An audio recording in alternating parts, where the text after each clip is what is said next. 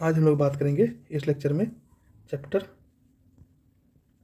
7 lecture number 2 के बारे में। हम लोग क्या पढ़ रहे थे? हम लोग ये पढ़ रहे थे कि मौर्यन एम्पायर के टाइम में किस तरीके से जुडिशरी सिस्टम था, किस तरीके से एडमिनिस्ट्रेटिव सिस्टम था, किस तरीके से क्या हो रहा था, किस तरीके से अपना सोसाइटी रन हो रहा था। ठीक है, इन सारी चीज़ों के बारे में हम लोग इस चैप्टर में पढ़ रहे थे। ठीक है, हम लोग ने पिछले लेक्चर में क्या देख रखा था? हम लोगों ने पिछले लेक्चर में ये देख रखा था कि क्या रोड नेटवर्क था या फिर किस तरीके से क्या हो रहा था, वो स्टेट कंट्रोल हो रहा था, मौर्यन एम्पायर का स्टेट, क्योंकि स्टेट तो बहुत बड़ा था, तो उस स्टेट को कैसे कैसे क्या क्या चीज़ करके स्टेट को कंट्रोल कर रहे थे। तो उसमें हम लोगों ने पहला देखा behaviour of the king. King का बिहेवियर क्या था? क्योंकि ब्राह्मणिक टेक्स्ट में ये लिखा हुआ है कि किंग क्या करता था, उस ऑर्डर को मानता था या फिर उस तरीके से फंक्शन करता था जो कि ब्राह्मणिकल टेक्स्ट में लिखा हुआ है, धर्मशास्त्र में लिखा हुआ है। ठीक है, अकॉर्डिंग टू उसके बाद फिर रॉयल क्या करता था, रॉयल ऑर्डर्स क्या था, सुपीरियर ऑर्डर्स था उस टाइम पे। उसके बाद हम लोगों ने क्या देखा पिछले लेक्चर में कि ब्यूरोक्रेसी का क्या सिस्टम था, कि ब्यूरोक्रेसी कैसे चल रहा था, क्योंकि ये भास्ट चीज़ों को, इतनी भास्ट चीज़ों को क्या करना था, कंट्रोल करना था, इतनी भास्ट स्टेट को कंट्रोल करना था। इसलिए उन्होंने क्या करा, ब्यूरोक्रेसी को एक तरह से अपॉइंट करा। ब्यूरोक्रेसी में कौन होते थे? मेनली ब्यूरोक्रेसी में स्पाई हुआ करते थे, जिसके कारण क्या हो रहा था, वो एक एडमिनिस्ट्रेटिव मैकेनिज्म था एक पूरा वास्ट एम्पायर का। ठीक है, उसके बाद देखेंगे वेरियस स्पाइस देखा फॉरेनर, ताकि वो स्पाइस क्या कर सके, फॉरेनर्स के ऊपर नज़र रख सके, जो भी ऑफिशियल्स है उसके ऊपर नज़र रख सके। और क्या करता था ब्यूरोक्रेसी का, और भी क्या काम था ब्यूरोक्रेसी का, वो collection of state revenue, state का रेवेन्यू को भी क्या करता था, कलेक्ट करता था। Other important functioner of administration are, दूसरा इंपॉर्टेंट फंक्शनर जो एडमिनिस्ट्रेशन का था वो था तीर्थास। अब तीर्थास क्या था कि ये मोस्ट पेड ग्रुप था, इसको सबसे ज़्यादा पेड किया था, ये हाईएस्ट पेड ग्रुप था। जैसे कि मिनिस्टर, मंत्री को हाईएस्ट पेड ग्रुप था, हाई प्राइस्ड पुरोहित को हाईएस्ट पेड ग्रुप था, कमांडर इन चीफ सेनापति और क्राउन प्रिंसेस, जो क्राउन प्रिंस थे युवराज थे, मतलब इन चारों को क्या होता था, हाईएस्ट पेड ग्रुप था। और ये भी क्या करता था, एक तरीके से एडमिनिस्ट्रेशन में मदद कर रहा था। ठीक है, उसके बाद रोल ऑफ स्लेव्स का रोल देखा था हमने। क्या स्लेव का रोल क्या था? स्लेव का रोल ये था कि जो भी लार्ज स्केल पे एग्रीकल्चर हो रहा था वहाँ पर स्लेव्स ज़्यादा मात्रा में इंगेज था। उसके बाद क्या देखा हमने, रोड नेटवर्क देखा। किसी भी सिस्टम को या फिर किसी भी जगह को चलाने के लिए वहाँ पर क्या होना चाहिए, वहाँ पर मेनली रोड का नेटवर्क होना चाहिए। क्यों रोड का नेटवर्क होना चाहिए? ताकि ट्रांसपोर्टेशन सिस्टम वहाँ का बेहतर हो सके, वहाँ का इकोनॉमी बढ़ सके, वहाँ का ट्रेड बढ़ सके, वहाँ का कॉमर्स बढ़ सके। इन सबको बढ़ाने के लिए वहाँ पर क्या होना चाहिए, रोड का नेटवर्क होना चाहिए। तो हम लोगों ने पिछले लेक्चर में ये भी देखा कि रोड नेटवर्क इतना सही था कि धीरे धीरे क्या हो रहा था, कंट्री का इकोनॉमी बढ़ रहा था, धीरे धीरे क्या हो रहा था, कंट्री का इकोनॉमी बढ़ रहा था। और इतना वास्ट स्टेट को मेंटेन करना इस रोड नेटवर्क के द्वारा ठीक हो रहा था। उसमें हम लोग एक चीज़ ये भी देखा कि पाटलिपुत्रा क्या था, पाटलिपुत्रा कैपिटल था, और वहाँ पर वो एक स्ट्रेटेजिक लोकेशन पे बैठा हुआ था। और स्ट्रेटेजिक लोकेशन था जहाँ से क्या करना था कि ईस्ट वेस्ट नॉर्थ साउथ हर जगह रोड जाना था, ताकि क्या हो सके, जो भी स्टोन की काम हो रहा था, जो भी स्टोन की चीज़ें बन रही थी, वो एक जगह से दूसरी जगह पहुँचाया जा सके, चारों डायरेक्शन में चाहिए था। उसके बाद हम लोगों ने क्या देखा कि नेपाल के थ्रू वैशाली मीन्स पाटलिपुत्रा से नेपाल का रोड बना हुआ था। फिर नॉर्थ वेस्ट में इंडिया टू पाकिस्तान पटना बना हुआ था। उसके बाद हमने क्या देखा, उसके बाद हिमालय के फुट हिल से क्या देखा, वैशाली टू पेशावर रोड बना हुआ था, Patna to Sasaram, Pataliputra was connected by Kalinga by route through Madhya Pradesh के थ्रू वो रोड कनेक्टेड था। उसके बाद हमने क्या देखा, उसके बाद हमने कहा था टैक्स का क्या सिस्टम था, टैक्स कहाँ से कलेक्ट किया जा रहा था। टैक्स मेनली कौटिल्य ने क्या कर रखा था या फिर चाणक्य ने क्या कर रखा था कि बहुत सारे टैक्स को अलग अलग नामों से कलेक्ट करते थे। जैसे पीजेंट के लिए टैक्स अलग कलेक्शन था, आर्टिसन के लिए अलग टैक्स कलेक्ट होता था, ट्रेडर्स के लिए अलग टैक्स कलेक्ट होता था, जो भी माइनिंग इंडस्ट्री में था उसको अलग टैक्स देना होता था स्टेट को, या फिर जो एग्रीकल्चर में था उसको अलग टैक्स देना होता था स्टेट को। तो ये सारी चीज़ों को मेंटेन करने के लिए, या फिर इन सारी चीज़ों को मैनेज करने के लिए उनके पास कुछ ऐसा चीज़ नहीं था ताकि उसको स्टोर कर सके, या फिर कोई ऐसा स्ट्रॉन्ग मशीनरी नहीं था उसके असेसमेंट के लिए कि कितना टैक्स कलेक्ट हुआ, वो टैक्स कहाँ से कलेक्ट हुआ। तो उनके लिए उन्होंने क्या करा, दो मेन ऑफिसर्स को क्या करा, अपॉइंट करा। दो मेन ऑफिसर्स कौन कौन था? सामर्थ्य और सानिध्य, सामर्थ्य और सानिध्य। तो उसने क्या करा, सामर्थ्य को क्या अथॉरिटी दिया कि वो क्या कर सके, टैक्स का असेसमेंट कर सके। और सानिध्य का क्या दिया कि वो रॉयल ट्रेजरी का क्या कर सके, कस्टोडियंस कर सके, मीन्स उसके कस्टडी को अपने पास रखे, ताकि राजा को पूछने के बाद उसको जवाब मिले। उसके बाद हमें ये भी देखने को मिला है आगे चल करके कि वहाँ पर क्या मिला है कि रूलर स्टोर हाउस भी मिला है।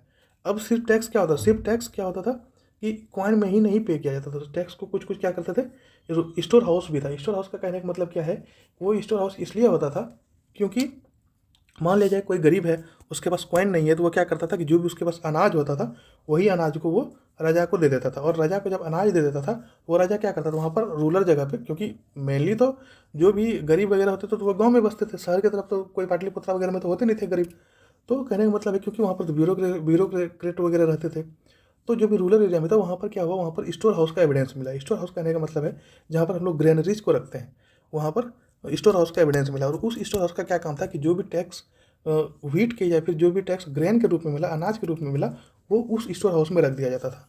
और वो कब यूज करते थे, वो जब कभी बाढ़ आ गया, कभी सुखाड़ आ गया, तो इस टाइम पे क्या होता था, उस टाइम पे उसका यूज होता था। ठीक है, उसके बाद क्या देखने को मिला है, पंच मार्क कॉइन्स भी देखने को मिला है।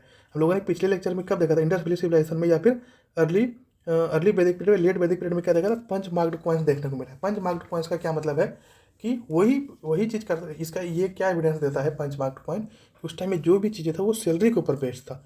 क्या दिया जाता था, सैलरी दिया जाता था लोगों को उसके काम के बदले। ठीक है, अब हम लोग इस लेक्चर में देखेंगे कि मौर्यन का आर्ट और आर्किटेक्चर क्या था।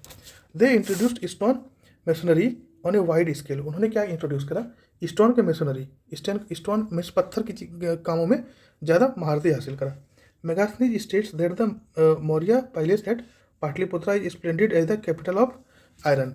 मौर्य जो भी मौर्य पैलेस था पाटलिपुत्रा में, उसको क्या बोला जाता था, उसको कैपिटल ऑफ आयरन बोला जाता था। मीन्स बहुत शानदार क्या बनाया गया था, पैलेस बनाया गया था, महल बनाया गया था राजा के लिए। Artisans of Maurya are highly skilled in carving and polishing the stone pillars. जो भी मौर्य के टाइम के आर्टिसन थे वो क्या था, हाईली स्किल्ड था किसमें, कार्विंग और पॉलिशिंग करने में, स्टोन पिलर को कार्व करने में और पॉलिश करने में। Each pillar is made up of a single piece buff coloured stone.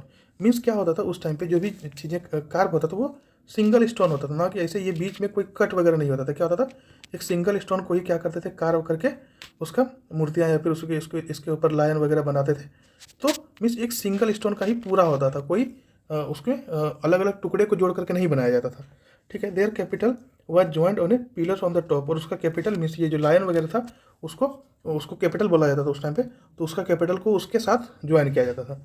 These polished pillar made of Chunar were set up throughout the country. ये पिलर किससे बनता था, चूनर से बनता था, जो कि पूरे कंट्री में मीन्स पूरे कंट्री में सेटअप था। This show their technical knowledge in polishing and transportation. ये क्या दिखाता है कि उसका टेक्निकल नॉलेज मीन्स उसका जो भी आर्टिसियंस था या फिर जो भी काम कर रहे थे उस टाइम पे, उसका टेक्निकल नॉलेज कितना अच्छा था, किसमें, पॉलिशिंग में और ट्रांसपोर्टेशन में। Maurya artisans also started the practice of hewing cut down out caves from the rocks for monks to live. Mauryan artisan ने क्या करना शुरू किया, वो क्या करते थे, गुफा को काटते थे और उसमें क्या करते थे, उसमें आर्ट बनाते थे। और वहाँ पर मॉन्क को रहने के लिए, साधु को रहने के लिए वो लोग क्या करता था, गुफा बनाता था, और वहाँ पर भी उसका जो आर्किटेक्चर का एक पहचान मिलता है। The earliest example of Barabar caves 30 kilometre from Gaya से 30 किलोमीटर दूर क्या है, बरबरा केव्स है। वहाँ पर क्या देखने को मिलेगा, केव आर्किटेक्चर देखने को मिला थ्रू आउट द इंडिया। उसके बाद फिर धीरे धीरे पूरे इंडिया में देखने को मिला क्या, केव आर्किटेक्चर। तो ये हो गया आपका क्या, ये हो गया आपका आर्ट और आर्किटेक्चर उस टाइम में, मौर्य के पीरियड के टाइम में चल रहा था ये सारी चीज़ें। उसके बाद देखते हैं स्प्रेड ऑफ नॉलेज, नॉलेज का स्प्रेड कैसे हुआ। Their conquest open the doors for trading and missionary activities. इनका जो ये नॉलेज था उसने क्या क्या क्या कर दिया, एक दरवाज़ा खोल दिया किसके लिए, trading and missionary activity, trading करने के लिए और मिशनरी एक्टिविटी करने के लिए दरवाज़ा खोल दिया। This led to the spread of material culture of the Gangetic basins to the area of the periphery of the empire. Means यही क्या हुआ, इसी के कारण क्या हुआ कि मटेरियल धीरे धीरे स्प्रेड होना शुरू हुआ। कहाँ कहाँ, जो भी एम्पायर के पेरिफेरी था, एम्पायर के परिधि में से क्या हुआ, एम्पायर के चारों तरफ जो भी किंगडम के चारों तरफ का एरिया था वहाँ पर फैलना शुरू हो गया। The knowledge of Mauryan started spreading elsewhere. और जो नॉलेज था मौर्यन का वो भी स्टार्ट करना धीरे धीरे शुरू कर दिया। The new material culture is based on the idea of writing script. जो नया मटेरियल कल्चर था वो क्या आइडिया था, स्क्रिप्ट को क्या करता था, लिखता था। The usage of iron, iron को यूज करके, burn bricks and ring wheels, punch marked coins, the rise of town in north eastern India and the ideas of steel making. ये सारा क्या था, ये न्यू मटेरियल था, न्यू मटेरियल का culture होता था। क्या क्या, ring wheels, punch marked coins, iron से स्क्रिप्ट लिखना, burn bricks, rise of towns in the north western India में जो भी टाउन राइज हो रहा था तो उसको ये नए नए कल्चर को क्या हो रहा था, देखने को मिल रहा था। नॉर्थ ईस्टर्न इंडिया में जो भी पेरीफेरी पे था, जो भी स्टेट था या फिर जो भी लोग रह रहे थे, उनको इन सब चीज़ों का आइडिया मिल रहा था। अलॉन्ग विद दीज आइडिया, इस आइडिया के साथ, there was an increased pace in the making of northern black polished ware pottery. इस आइडिया के साथ क्या हुआ, इसके साथ साथ वहाँ पर इंक्रीज क्या हुआ कि नॉर्दर्न ब्लैक पॉलिश्ड वेयर का पॉटरी बनना भी शुरू हुआ। When the adjoining area gathered similar knowledge, it led to rise of Sungas, Kanvas और सतवाहनास। जब ये मीन्स जब उन्होंने उसके आसपास जो चीज़ें रह रही थी, उसके आसपास जो लोग रह रहे थे इस एम्पायर के आसपास, उनको भी धीरे धीरे ये नॉलेज, सिमिलर नॉलेज क्या हुआ, गैदर करना शुरू किया उन्होंने, और वहाँ से क्या राइज होना शुरू हुआ, शुंगास, कनवास और सतवाहनास। ठीक है। Because of deposit of iron found in Bihar we can find a huge scale use of socketed axe. क्योंकि बिहार के साइड में क्या था, बहुत सारा आयरन डिपॉजिटेड था, जिसके कारण वहाँ पर क्या हुआ कि ज़्यादातर यूज होने लगा क्या, जो सॉकेटेड कुल्हाड़ी था उसका, कचिए का, plough sharps belonging to this period, और उस टाइम पे जो भी खेती करने का सामान था वो सारी चीज़ें क्या हो रहा था, धीरे धीरे स्प्रेड हो रहा था। The spoken wheels also came to be use, spoken wheels भी यूज में आने लगा। इन द मौर्यन पीरियड के टाइम में burned bricks are use for the first time in north eastern India. Mauryan period के टाइम में बर्न्ड ब्रिक्स का पहली बार यूज हुआ था ईस्टर्न इंडिया के टाइम में। Houses were made of both bricks and timber. Houses किसके द्वारा बनाया गया था, ब्रिक्स और टिम्बर के द्वारा। घर जो बना रहा था वो ब्रिक्स और टिम्बर के साथ साथ घर बना रहा था। ठीक है। उसके बाद देखते हैं, this eventually led to flowering of new towns in different parts of empire. ये इवेंचुअली क्या हुआ, धीरे धीरे क्या बनने लगा, अलग अलग तरह का टाउन बनने लगा एम्पायर के डिफरेंट पार्ट में। ठीक है। रिंग व्हील्स मीन्स कुआं, गोल कर का कुआं, which appeared at the Mauryan age, जो कि कब अपियर हुआ, मौर्यन एज के टाइम पे अपियर्ड हुआ। Also spread beyond the empire, और ये पूरे एम्पायर में फैल गया। Since ring well supply water for domestic use, ये जो रिंग व्हील था, जो भी कुआं था, गोलाकार कुआं, वो क्या करता था, पूरा डोमेस्टिक यूज के लिए क्या करता था, पानी का सप्लाई करता था। It is no longer needed to make a settlement near the bank of river. अब धीरे धीरे क्या हुआ, जब रिंग वेल बनने लगा, जब कुआं घर के पास ही आ गया, तो फिर नदी के आसपास का सेटलमेंट धीरे धीरे कम होने लगा। नदी के आसपास लोग रहना नहीं चाहने लगे, क्योंकि पानी का अब जरूरत लगा नहीं, पानी का जरूरत जो भी होता था वो कुआं क्या करता था, प्रोवाइड कर देता था पानी। They also serve as soak pits in congested settlement. This metallistic culture eventually spread beyond the empire. इसलिए धीरे धीरे क्या हुआ कि उन्होंने सोप पिट्स बनाने लगा, मीन्स कंजेस्टेड सेटलमेंट में रहने लगे, मीन्स छोटे छोटे जगह पर रहने लगे। क्योंकि पहले क्या था, इससे पहले जब रिवर बैंक के आसपास रहते थे, तो रिवर बैंक के पूरा मीन्स लंबाई पूरा बहुत दूर दूर तक लोग रहते थे रिवर बैंक के आसपास। लेकिन जैसे ही रिंग व्हील का डेवलपमेंट हुआ, या फिर जैसे ही कुआं बनने लगा, तो लोग क्या करने लगे, कंजेस्टेड सेटलमेंट में रहने लगे, मीन्स छोटे छोटे जगह पर रहने लगे। ठीक है। In Bangladesh we find Mahasthana inscription in the Bogra district in Maurya Brahmani में क्या देखते हैं हम लोग, ये मास्ता इंस्क्रिप्शन देखने को मिलता है कहाँ, बांग्लादेश में कहाँ, बोगरा डिस्ट्रिक्ट में। We also find NBPW northern black polished ware at Bangarh in Dinajpur district में क्या देखने को मिलता है, northern black polished ware. Iron implements are also found in Andhra and Karnataka. Means कहने का मतलब ये है कि चीज़ें वहाँ से धीरे धीरे क्या हो रहा था, क्योंकि रोड का कंस्ट्रक्शन हो रखा था, लोगों को नॉलेज हो गया था, धीरे धीरे लोग क्या कर रहे थे, वहाँ से ट्रांसपोर्ट कर रहे थे चीज़ों को। तो और पाटलिपुत्र क्या था, एक आयरन का खदान था, मीन्स आयरन मीन्स मेनली वहाँ पर आयरन्स देखने को मिलते थे, या फिर आयरन्स का मीन्स माइनिंग होता था। तो कहने का मतलब है कि पाटलिपुत्र की जगह पे जब आयरन्स का माइनिंग होता था, तो वहीं से चीज़ें बनती थी, वहीं से चीज़ें बन करके ऑल ओवर इंडिया में वो सप्लाई होता था, हर जगह पे सप्लाई होता था। तो कुछ कुछ चीज़ें आयरन इम्प्लीमेंट देखने को मिला है कहाँ, आंध्र में और कर्नाटक में। जबकि the advance of this iron technology was the contribution of megalith builders who were noted for various kinds of large stone burials including those of round form. बहुत सारा लार्ज स्टोन ब्यूरल्स देखने को मिला है जो कि राउंड फॉर्म का है, मीन्स गोलाकार स्थिति में पड़ा हुआ है। आर्ट ऑफ स्टील मेकिंग का आर्ट भी यहाँ से सीखने को मिला। It spread through Mauryan contacts in some parts of the country. देश के कुछ पार्ट में क्या हो रहा था, वहाँ पर मॉरियन कॉन्टेक्ट्स में जो भी आ रहा था, वहाँ पर धीरे धीरे क्या फैलने लगा, steel object belonging to 2000 BC और earlier are found in the middle Gangetic plains. जो भी स्टील बिलोंग करता था 200 BC में या फिर उससे पहले, तो क्या होता, वो कहाँ मिलता था, मिडिल गंगेटिक प्लेन में मिलता था। कहाँ मिलता था, मिडिल गंगेटिक प्लेन में मिलता था। This spread of the usage of steel may have aided in clearing jungles and the use of better method of cultivation in Kalinga. यही जब स्टील का धीरे धीरे स्प्रेड हुआ, तो ये क्या करने लगा कि जंगल को क्लियर करना आसान हो गया था। बेटर मेथड कल्टिवेशन के लिए, कलिंगा में कल्टिवेशन के लिए बेटर मेथड का यूज होने लगा था। क्योंकि स्टील का डेवलपमेंट हो रखा था। This created condition for the rise of new kingdoms such as Satavahanas in Deccan. यही क्या क्रिएट किया, condition of for the rise of new kingdom. यही क्या डेवलप किया, राइज ऑफ न्यू किंगडम, नया किंगडम जो उभर के आया, यही डेवलप किया। जैसे सतवाहनास इन डेक्कन में सतवाहनास जो हुआ वो यहीं से राइज हुआ। इसी स्टील को यूज करके क्या करा उन्होंने, जंगल को काटा, फिर वहाँ से कल्टिवेशन किया, खेती करा, तो वहाँ से धीरे धीरे वो न्यू किंगडम डेवलप हुआ। Still these kingdoms are projection of the Mauryan empire. Still ये किंगडम क्या है, मौर्यन एम्पायर का प्रोजेक्शन है। Pandyas were known to visit the Mauryan capital as per Megasthenes. Means क्या हुआ था, पांड्यास, चेरास और ये जो सतवाहनास थे, ये लोग क्या थे, ये लोग मीन्स जब तक मौर्यन एम्पायर में गए नहीं तो वहाँ से उनको नॉलेज कैसे आया, या फिर वहाँ से उनको स्टेट के बारे में कैसे पता था। मतलब कहने का मतलब है कि इस टेक्स्ट में क्या लिखा गया है कि मौर्यन कैपिटल में पांड्यास भी गया हुआ था। The title of Ashoka dear to god was translated into Tamil. जो अशोका का टाइटल है डियर टू गॉड्स, उसको तमिल में ट्रांसलेट किया गया and adopted by the chiefs mention in Sangam text. Sangam text में जो मेंशन है उसको अडॉप्ट किया गया, कौन, उसके चीफ के द्वारा। अब देखते हैं इस्टेब्लिशमेंट ऑफ न्यू सेटलमेंट। अब न्यू सेटलमेंट का इस्टेब्लिशमेंट कैसे हुआ। Kautilya advise that new settlement should be founded with the help of cultivators and Shudra who should be drafted from the over populated area. अब जो ओवर पॉपुलेटेड एरिया है वहाँ से क्या करना है, कल्टिवेटर्स को लेना है और शूद्र को लेना है, और धीरे धीरे क्या करना है, नया सेटलमेंट बनाना, नया जगह बनाना। ये किसने एडवाइस करा, ये एडवाइस करा आपका कौटिल्य ने या फिर चाणक्य ने। ठीक है। To bring virgin soil under cultivation, जो भी वर्जिन सॉइल था उसको कल्टिवेशन में लाना है। The new peasant were allowed remission in tax and supplied with cattle seeds and money. इसने क्या करा कि जो भी नया सॉइल था कल्टिवेशन के अंडर, उसमें उसने क्या करा, नया पीजेंट को क्या करा, अलाउड करा, ताकि वहाँ से नया टैक्स आए। उसको अलग से कैटल सप्लाई किया, उसको अलग से सीड सप्लाई किया और उसको अलग से पैसे भी सप्लाई करा। Such settlement open up now are necessary for those areas that are not acquainted with the use of iron plugs.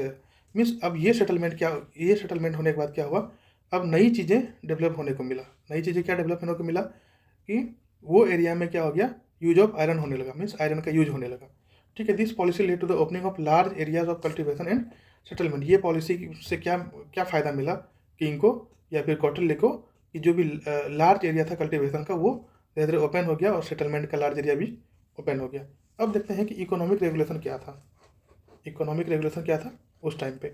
As per Arthashastra के according 27 superintendent were appointed to regulate the economic activity of the state. State के economic activity को regulate करने के लिए 27 superintendent को appoint किया गया। 27 superintendent means अध्यक्ष को, 27 अध्यक्ष को अपॉइंट किया गया।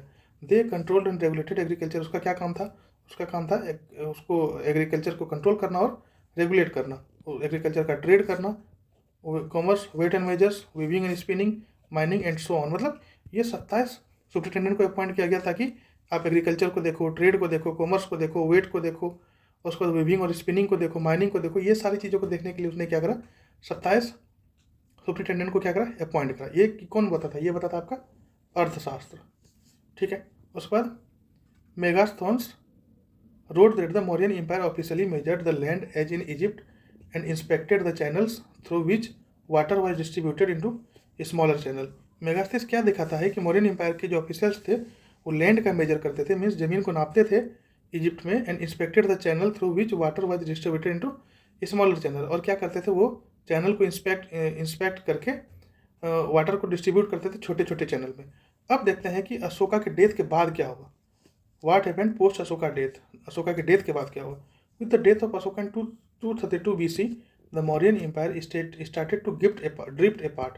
जैसे ही अशोका का डेथ हुआ मौर्यन एम्पायर क्या हुआ, ड्रिफ्ट की तरफ, मीन्स धीरे धीरे नीचे की तरफ जाने लगा। His successor were feeble and were unable to hold back the entire dynasty, so the empire was divided into 2 parts. उनके सक्सेसर जो थे बहुत कमज़ोर हुए और इंटायर क्या हुआ, पूरा डायनेस्टी क्या हुआ, 2 पार्ट में डिवाइड हो गया। किसमें हम लोगों ने इस बात का पहले ही डिस्कस कर रखा है, वेस्टर्न पार्ट में और क्या हो गया, ईस्टर्न पार्ट में। वेस्टर्न पार्ट में और ईस्टर्न पार्ट में 2 पार्ट में क्या हो गया, डिवाइड हो गया। तो western part went under the rule of Kunala, where the eastern part come under rule of Dasharatha. Western part किसके अंडर में चला गया, किसके रूल के अंडर चला गया, कुनाल के रूल के अंडर चला गया, और ईस्टर्न पार्ट किसके अंडर चला गया, दशरथ के रूल के अंडर चला गया। ड्यू टू पॉलिटिकल डिसकंटिन्यूटी के कारण, and Kunala being a weak sovereign, Kunala भी क्या था, वीक सोवरेन था। The western part of the empire broke away from the consolidated Mauryan empire. और ये कुनाला एम्पायर को भी क्या करा, तोड़ दिया। It was during this period the Bharat Varsha witnessed multiple foreign invasion. इसी टाइम पे क्या हो, क्योंकि अगर हम लोग देख रहे हैं, अगर ये इंडिया का मैप है तो मीन्स इस साइड से ही क्या हो सकता है, इन्वेजन हो सकता है। क्योंकि यहाँ पर एक तो वीक लोग बैठे हुए थे, कुनाला बैठा हुआ था, तो उसको तोड़ करके क्या हुआ, वहाँ से इन्वेजन होना शुरू हुआ, फॉरेन का इन्वेजन होना शुरू हुआ। Apart from the Indo Greek और Bactrians. There were Parthians. Indo Greek और बैक्ट्रियंस के अलावा पार्थियंस भी था जो इन्वेजन कर रहा था, स्कैंथियन भी था जो इन्वेजन कर रहा था, यूजी भी था जो इन्वेजन कर रहा था। The members of the Yuezhi tribe intended to attack and capture China. Yuezhi tribe के जो मेंबर थे उसका क्या इंटेंशन था? उसका इंटेंशन था चाइना के ऊपर अटैक करने का, लेकिन ग्रेट वॉल ऑफ चाइना के कारण, जो चाइना का ग्रेट वॉल है, यूजी ट्राइब क्या करा, उसको चाइना के ऊपर अटैक नहीं कर पाया। ठीक है। The eastern part of Bharatvarsha saw the rise of Sunga and Kanvas against the rule of weak successor of Ashoka. Ashoka का जब डेट हो गया तो उसके बाद क्या हुआ? उसके बाद धीरे धीरे कहने का मतलब है कि वीक सक्सेसर आया, मीन्स कमज़ोर लोग आए। कमज़ोर लोग जब आए तो ईस्टर्न पार्ट में, जो भारतवर्ष का ईस्टर्न पार्ट है, वहाँ से कौन राइज हुआ? सुंगा और कान्वास डायनेस्टी। ठीक है। उसके बाद देखते हैं अब क्या रीजन था कि डिक्लाइन हो गया मौर्य एम्पायर का। इतना बड़ा एम्पायर का डिक्लाइन कैसे हो गया? अब क्या देखते हैं, रीजन क्या था? रिएक्शन ऑफ द ब्राह्मण्स का रिएक्शन कैसे आया? Ashoka detested needless ceremonies carried out by the women and forbade the killing of animals and bird. अब क्या हुआ? ब्राह्मण्स का क्या रिएक्शन आया? अशोका ने क्या कर रखा था कि किसी से घृणा करना है, किसी को बिल्कुल पसंद ना करना, ये बंद कर रखा था। मीन्स ब्राह्मण का क्या काम था? ब्राह्मण, हम लोगों ने देखा था कि जिस टाइम ब्राह्मण का सोसाइटी आया था उस टाइम में उनका क्या काम था? उनका क्या काम था? रिचुअल्स के लिए सेक्रीफाइस